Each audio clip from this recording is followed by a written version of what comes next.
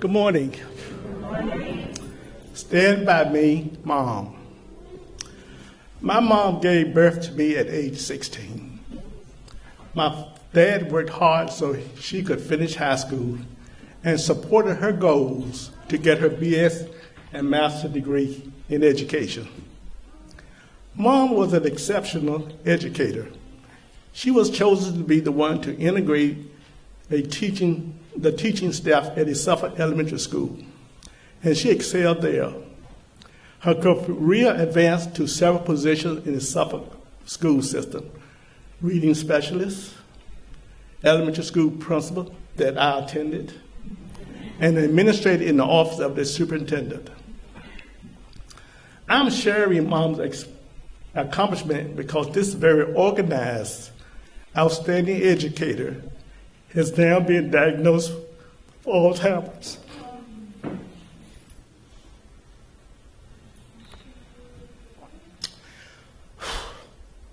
She is experiencing mental decline that shows up as extreme forgetfulness, confusion, agitation, irritability, fearfulness, and vulnerability. She responds to telephone scammers that have led to the loss of significant savings. I am now monitoring her phone calls, which angers her, but it needs to be done. Last summer, Mama was driving home, became disoriented, and crashed in a ditch somewhere in North Carolina. Fortunately, she was not injured, but she was charged with reckless driving and had to appear in court, and I went there with her. The court legally prohibited her from driving anymore. I am a retired professional firefighter. My 30 years as a firefighter have prepared me to help others in times of distress and need. And as a firefighter, I have had a second thought when I had to run into a burning building or perform first aid on a seriously injured person. There are no second thoughts then about standing by Mom in her time of need. She wants to stay in her home, and my brother and I intend to do our best to make that happen for her. Every other week, I live with my mom. I help supervise her medications, assist her with household chores, coordinate her meals, chauffeur her to necessary medical and other appointments, and when she insists, I chauffeur her to Walmart and McDonald's once a week. When Mom becomes agitated because she has misplaced something, which happens often, I help calm her by searching with her in every conceivable spot until we find the missing item. I do this not just to calm her, but to show her how much she is loved and needed. This is my mom, and I will always stand by her. Thank you.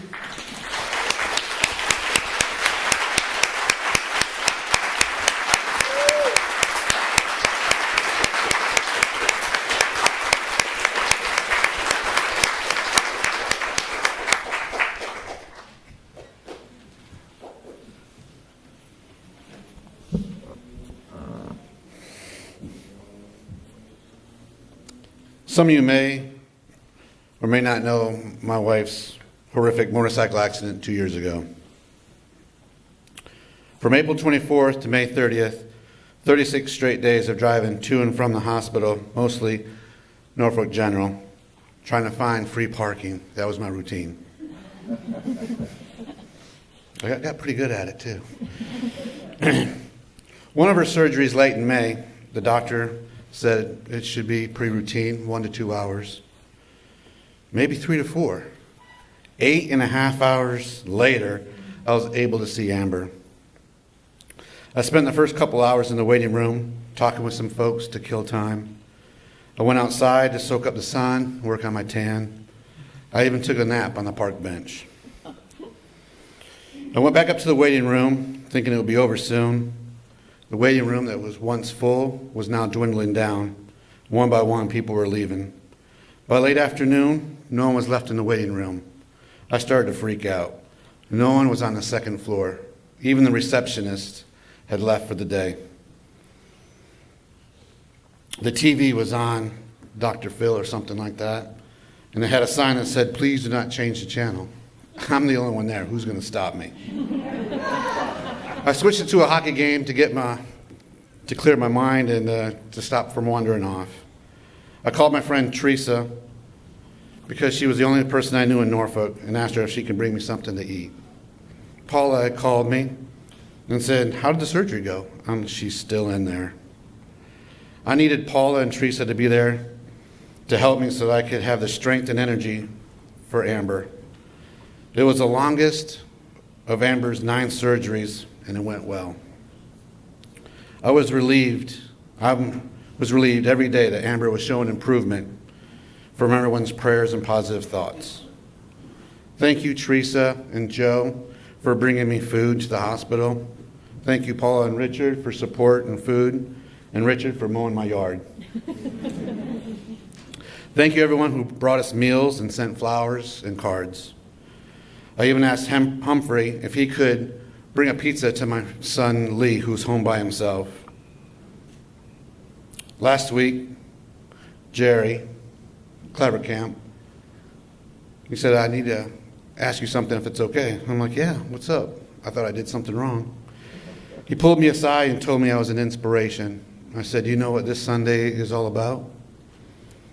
This picture of us, Amber and I, we were pretending to break out of the hospital because it was our first time being outside to get the fresh air and feel the warm sun. This was the best day ever. Because I was thinking every day was going to be loading and unloading the wheelchair to get Amber to and from doctor appointments, church, and the store. I enjoyed taking care of her. I stood by her. During this difficult time, my fear was fading as the days went by as she was getting better. I want to be there for her, my teammate, my best friend. I meant it when I said my vows over 29 years ago. So Amber, I'll be there for you because I love you. I want to take care of you. I take pleasure in helping you and being with you, and I love to make you laugh. As you can see, the yellow stethoscope, checking her out, checking on her. I asked Amber if these pictures were okay because she didn't look so well.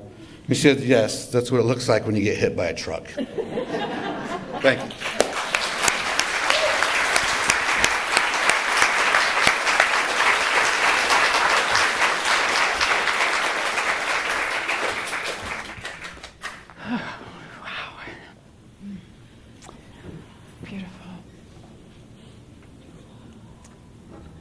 When my daughter Emily was in elementary school, her best friend was a little boy named Sam. And I adored Sam. I still adore Sam. When he was a little boy, he reminded me of Charlie Brown. He had kind of a round face. It was a little pudgy and very introspective.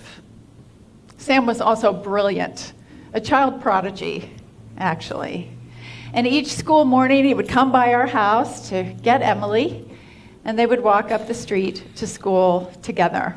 A lot of sweet memories of that. Sam started getting teased in the 2nd grade. Some of the other kids on the playground teased him because he was pudgy, and also because he preferred to play with Emily and her friends rather than the other boys on the playground. In particular, I remember what triggered a lot of the teasing was Sam liked hanging upside down on the horizontal bars with the girls. Well, when the teasing started, Emily was upset, but she knew what to do. She stood by Sam. She let it be known in her words and actions that Sam was her friend and the bullies would not win. And she helped Sam learn to ignore the taunts, and she supported him in continuing to do what he wanted to do and to be who he was. And I have to tell you that was a proud mama moment for me, not only because Emily stood by her friend, but because she did it so naturally and immediately, like it was just the right thing to do. Wouldn't that be something if every time someone needed us to stand by them, that we just did it naturally because it was the right thing to do? We are actually hardwired to care for other people, to care about other people. Scientists tell us that we are born compassionate. That's why we cry when we see other people cry, or we laugh when they laugh. It's why so many of us have teared up today. And when we saw the words on the cardboard signs and when we heard these incredibly moving stories about other people's hardships and challenges. And yet there's more to standing by someone than feeling compassion. To actually stand by someone requires action and often courage. It means we must be willing to extend ourselves. We must be willing to get outside of our comfort zone to help someone else.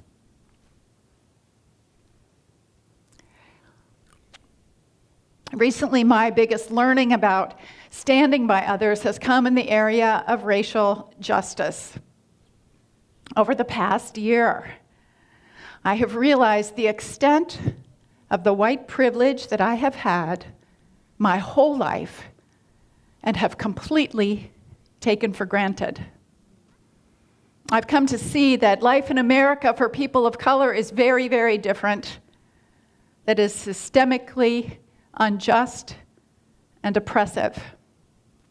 And I've realized that if things are ever going to change, we who are white must speak up and stand up for our black and brown brothers and sisters. We must stand by you. We must stand by you. Whatever that looks like. Whether that is helping your voice be heard, giving you a platform, giving you an opportunity, believing in you. Whether it's having a difficult conversation, facing our own fears of inadequacy and guilt. Whether it means simply being brave enough to speak up when someone makes an offensive comment, to not be silent. This, to me, is what Stand By Me is really all about right now in our society and in our country, and I feel in our hearts. I'm embarrassed to admit that until this last year, I didn't realize my help was needed. I really didn't. I thought a lot of this stuff we'd gotten behind us. And isn't that so often the case? That we don't realize our help is needed. We don't realize that we can make a difference, no matter what the issue. Today's service is testimony to the power that each of us has to lift each other up and change each other's lives. Have you seen this today? The metamorphosis, the transformation in people's lives and well-being because of the kindness and the goodness of others. And so you might ask yourself today, who needs me to stand by them? Or, who do I need to stand by me? Be willing to ask for the help that you need, for the support that you need, and be willing to support others as much as you can. Because this is how we live into our full humanity. This is how we rise into that consciousness of love taught and epitomized by our way shower, Jesus, who above all said, love one another. And this is how, by standing by one another, this is how we make this adventure called life the very best it can be for all of us, and each of us. Let's stand by each other. Let's stand for each other. And let's stand together. And with that, it is my great honor to now bring up Judy Namath to lead us in our meditation.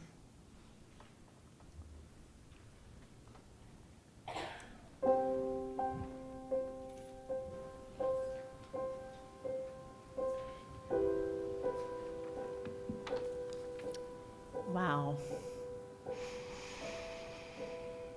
Breathe with me. I invite you to get comfortable. Close your eyes if that's comfortable. And let the love in this room just flow over you like warm honey.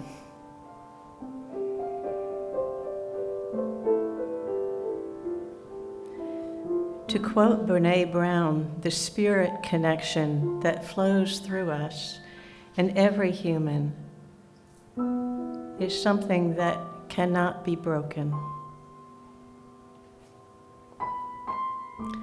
As we sit now in our spiritual community, go deep, deep in your heart.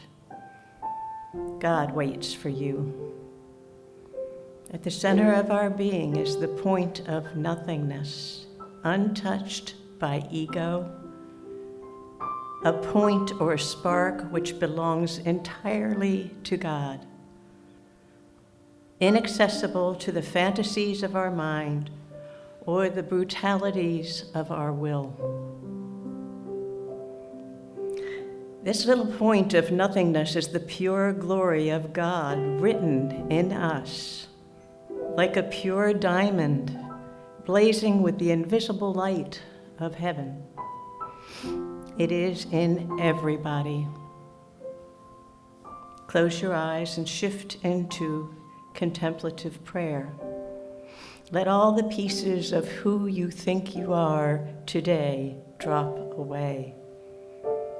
Go deeper. Let go of what seems important to you. God waits in the silent space. He is present and active there. Go deeper. I set my intention to invite oneness with spirit, to be one with all people. In the quiet of love and compassion, I gently turn within my heart.